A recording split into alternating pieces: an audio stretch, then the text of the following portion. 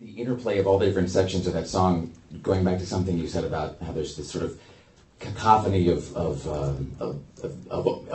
a sensory impulse that you try to get onto the tape, as it were, to try to record. How close do you ever get to getting down on the album what you're hearing? Or how would well, here's what's wonderful. First of all, I want to say that song was written in my kitchen with Chris Watson, and he we just woke up, like 30 minutes ago.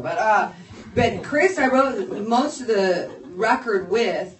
And they just started as riff and melody and lyric and vocal, and then we demoed them and brought them to Omar, and then so he created this sonic, the body of it, but it was through a lot of discussion with him because he knew I was wide open. I wanted contrast. I was breaking away from the licks where everything sort of fit in a pocket. The licks is very much a genre specific sound, that hard straight up rock and roll.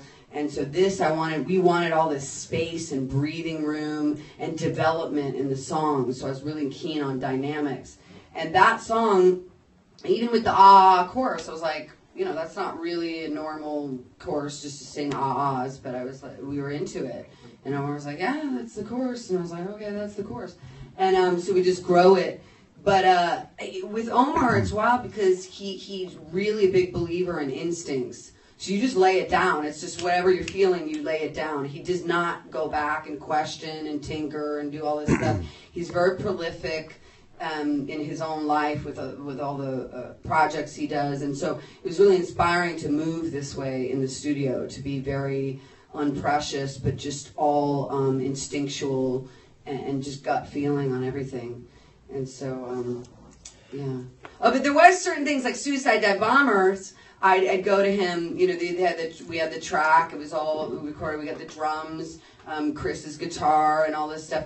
And then I was like, oh no, but I hear fairy, like a little twinkling star. Can you put a twinkling star in the verse? And the thing with Omar is, I'd go away from the room and I'd come back and he'd put a fucking twinkling star in the song. And like, dee, it was just like a little piano note, and I literally cried. Because I would I'd hear those things, and because I'm not conventional, I don't know what instruments will always produce what sounds I'm hearing, because I want it to move me emotionally or make me visualize a certain thing. So it was the first time I worked with a producer who understood my musical language, which is very visual, and so he put a bunch of fairy lights in the verses of Suicide Dive Bombers. Yeah. As a music fan, what are the records that you remember hearing or listening to that gave you that mental picture? Were you, the twinkling fairy star of another record? To put it that way. Oh, the first thing comes to mind, Pink Floyd. I mean, it's just gonna be all the good ones. Dark Side of the Moon. What's it? Diamond, Shine On You Crazy Diamond. Just all those at the beginning.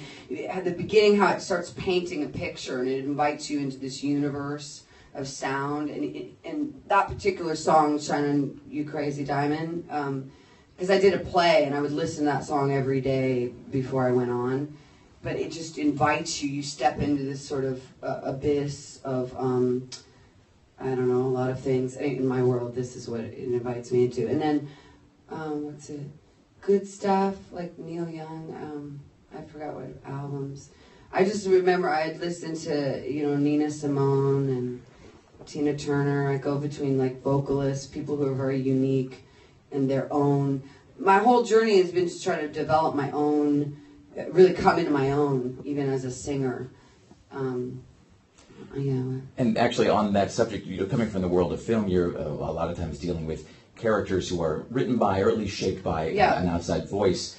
So when it comes to writing, do you typically write as yourself, or do you write as a character sometimes, or is it both? Oh, it's so great. That's the tremendous freedom with music. I can bounce around because that is me. I shift points of view so much. So sometimes I'll write from a metaphoric place. Like on an old Licks album, I wrote a song called Death of a Whore.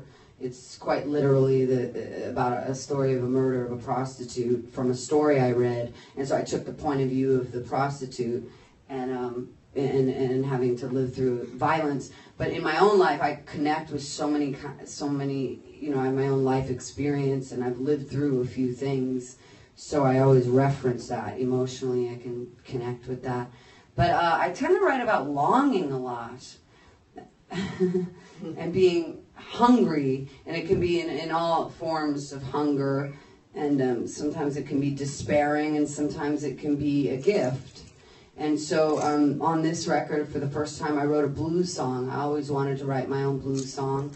But the thing with the blues, you have to be living, and you have to be in that space, that time, and really be feeling it. And so we wrote a song called Hard Loving Woman. That's pretty rockin'. That's rockin' live. That's where you sort of just commune with the gods and see what happens. On the subject of the new record, we would love to hear something else. Tell us a bit about the next song you would like to play for us.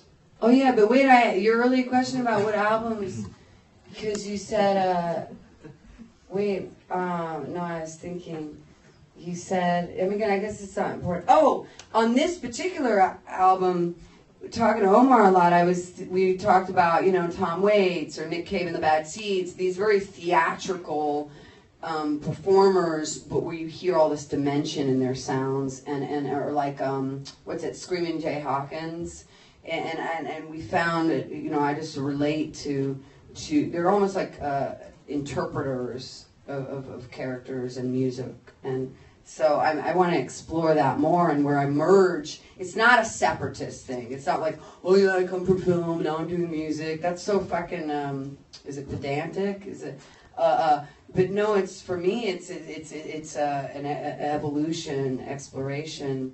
Did I cuss on the radio? Do you bleep me out? This is actually recorded, so we'll fix it in post. Oh yeah. Okay.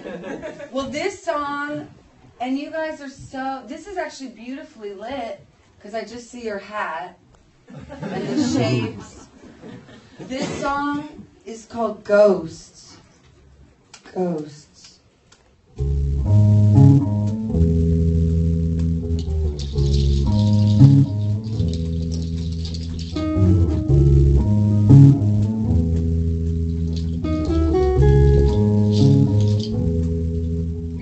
There's a cold wind blowing through my head. I could not believe the things you said. You left me all alone, crying, and walked away.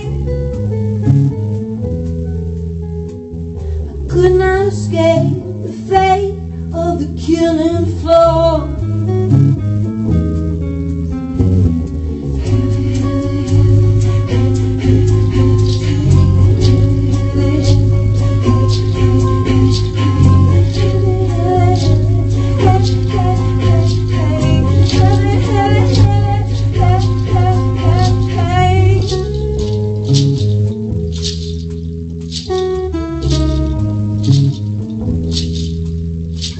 Surrender all your dreams and madness and come say,